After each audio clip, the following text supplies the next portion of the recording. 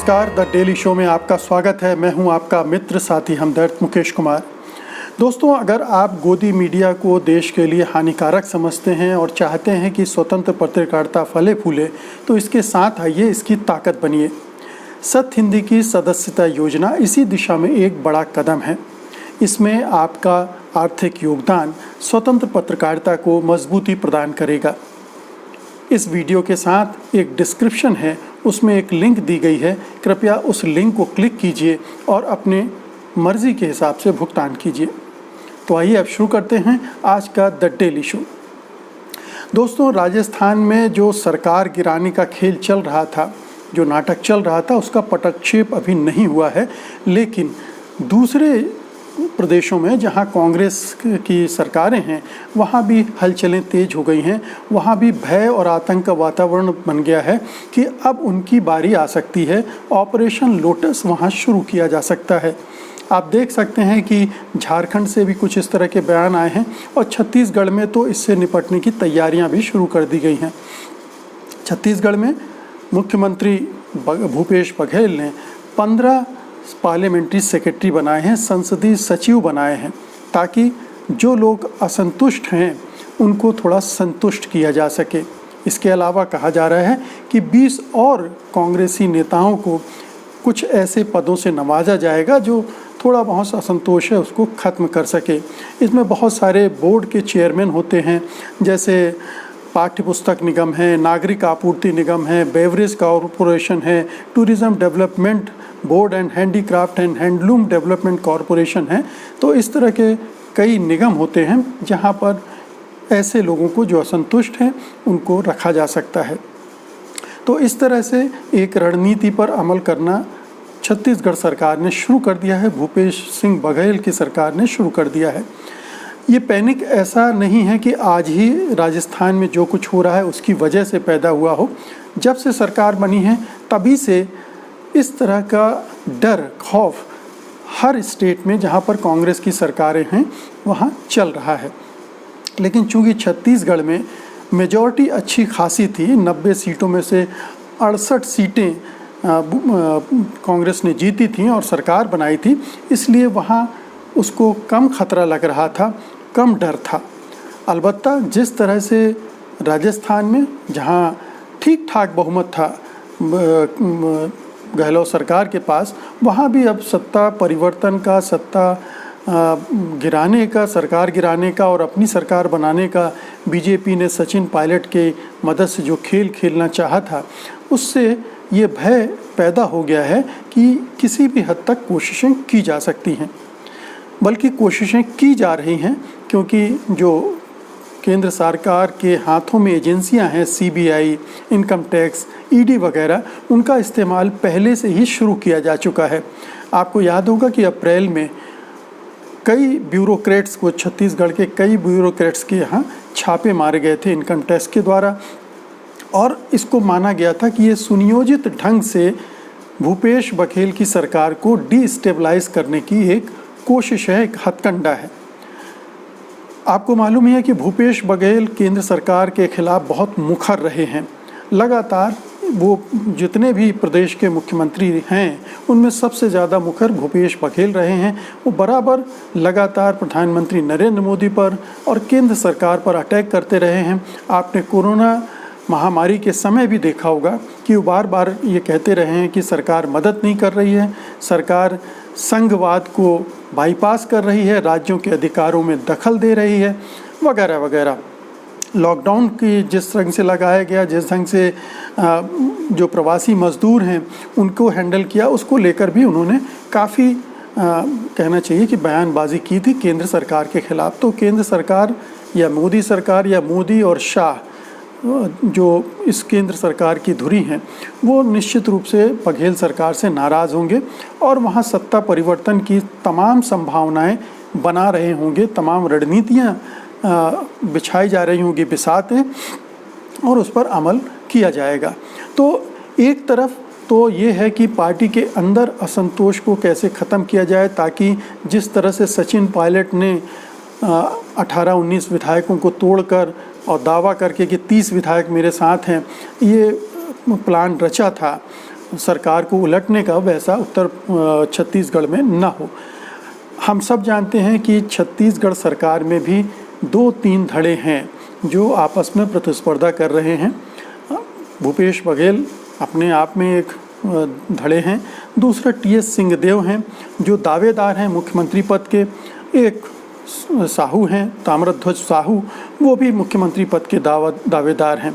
कहा जाता है कि जब सरकार बन रही थी और मुख्यमंत्री का चयन होना था तब राहुल गांधी ने कहा था कि 2.5 साल बघेल मुख्यमंत्री रहेंगे और 2.5 साल टीएस सिंहदेव रहेंगे। उस समय टीएस सिंहदेव को नहीं बनाया गया। उसकी एक वजह भी रही होगी कि भूपेश बघेल ने पूरे जब कहना चाहिए कि बस्तर में जो अटैक हुआ था नक्सलवादियों का झीरन घाटी में, उसके बाद जो कांग्रेस की ऊपर की लीडरशिप पूरी साफ हो गई थी, जिसमें उसके बाद बघेल ने बागडोर संभाली थी और लगातार संघर्ष किया था, जिसके परिणाम से उनका दावा ज़्यादा बनता था। फिर टीएस सिंहदेव एक राजघराने से आते हैं और सबसे अमीर कैंडिडेट थे कांग्रेस के। 500 करोड़ उन्होंने अपनी संपत्ति बताई थी जो एफिडेविट दाखिल किया जाता है चुनाव में। तो इस तरह से देखा जाए तो उनका पलड़ा भारी हो गया था, लेकिन फिर भी राहुल गांधी ने ऐसा कहा जाता है कि वादा किया था कि 2.5 साल पहले बघेल रहेंगे, फिर 2.5 साल आप। तो अब बघेल साहब के पास कुल मिलाकर लगभग 1 साल का वक्त और रह गया है अगर उस वादे पर अमल किया जाता है तो। और इसको लेकर टीएस सिंहदेव लगातार अपना दावा ठोक रहे हैं। अभी कहा जाता है कि जब पीएल पुनिया रायपुर गए थे तब भी उन्होंने इस मामले में बात की थी और अपनी मांग भी जाहिर की थी और असंतोष भी जाहिर किया था। और ये एक असंतोष उनके अंदर है कि शायद बघेल, मुख्यमंत्री बघेल उनको उतनी तवज्जो नहीं दे रहे हैं, उतना महत्व नहीं दे रहे हैं जितना उनको मिलना चाहिए। अभी कोरोना के पीरियड में भी हालांकि सिंहदेव ने भी अच्छा काम किया, लेकिन क्रेडिट सारा बघेल को गया। लीडरशिप उनकी थी तो जाहिर है कि क्रेडिट ज़्यादातर उन्हीं को जाना है और जो गया भी। लेकिन और भी असंतोष के कारण है कि राज्य सरकार का कामकाज जो है वो भी एक असंतोष की वजह बना हुआ है कि जिस तरह से इतना बड़ा बहुमत लेकर कांग्रेस वहाँ सत्ता में आई है, उस ढंग से वो काम नहीं कर पा रही है, कर नहीं रही है। भूपेश बघेल उस तरह से आक्रामक ढंग से काम नहीं कर रहे हैं राज्य में। और ये भी देखा गया है कि आरएसएस बीजेपी के लोगों को भी तवज्जो मिल रही है। जो यूनिवर्सिटीज़ के अपॉइंटमेंट्स हैं वाइस चांसलर्स वगैरह के, उसमें जाहिर है कि गवर्नर की चल रही है और हर जगह आरएसएस के लोग बैठाए जा रहे हैं। इस तरह से उनकी कई और भी नीतियां रही हैं जो विवादास्पद रही हैं। एक आध नीति को उनको बदलना भी पड़ा है। तो ये तमाम चीज़ें हैं जो उनके परफॉर्मेंस पर भी प्रश्न चिन्ह लगा रही हैं। तो ये तमाम चीज़ें इस तरह से बंध गई हैं और इस परिस्थितियों में, इन संदर्भों में जब बीजेपी सरकार केंद्र की तमाम विरोधी सरकारों को उलटने की कोशिश कर रही हो, हटाने की कोशिश कर रही हो, अपनी सरकार बनाने की कोशिश कर रही हो, असंतोष के बीज पैदा डालकर उसको लाभ उठाने की कोशिश कर रही हो, या असंतोष है तो उसको भुनाने की कोशिश कर रही हो और उसमें प्रलोभन भी तरह तरह के दिए जा रहे हों, तो जाहिर है कि कोई भी सरकार अपने को असुरक्षित महसूस करेगी और चाहेगी कि किसी तरह से अपने आप को एकजुट किया जाए। तो ये प्रयास छत्तीसगढ़ सरकार में शुरू हो गया है और हम देख रहे हैं कि बड़े पैमाने पर जो 18 महीने तक नियुक्तियां नहीं हुई, उन नियुक्तियों को किया जा रहा है। बल्कि संसदीय सचिवों की नियुक्ति का तो कांग्रेस ने उस समय विरोध किया था जब रमन सिंह सरकार ने ही ऐसा इसी तरह का काम किया था। तो अब वापस वो भी उसी रास्ते पर आ गई है। तो ऐसी बहुत सारी चीज़ें हो रही हैं जो उसे मजबूरी में, दबाव में केंद्र सरकार के इस तरह के हथकंडों से जूझने के लिए करने पड़ रहे हैं। अब इन सारे हथकंडों से वो चीज़ें संभल पाएंगी या नहीं संभल पाएंगी, या केंद्र सरकार के पास, मोदी शाह के पास इससे भी बड़ा कोई गेम प्लान है इस सरकार को उलटने के लिए। जैसे आप देखिए कि दिल्ली में आपके पास अच्छा खासा बहुमत था और अभी भी है, लेकिन उसको भी डिस्टेबलाइज करने की कोई कोर कसर बीजेपी सरकार ने बाकी नहीं रखी थी। उनके कई एमएलए को कई मामलों में फंसाकर कुछ को जेल भी भेज दिया, कुछ पर अभी केसेस चल रहे हैं। तो इस तरह से उसने यहाँ कोशिश की थी। तो ये कोशिश छत्तीसगढ़ में भी की जा सकती हैं। तो जाहिर है कि आने वाले दिनों में छत्तीसगढ़ में कांग्रेस के लिए बहुत बड़ी चुनौती है अपने को बचा पाना।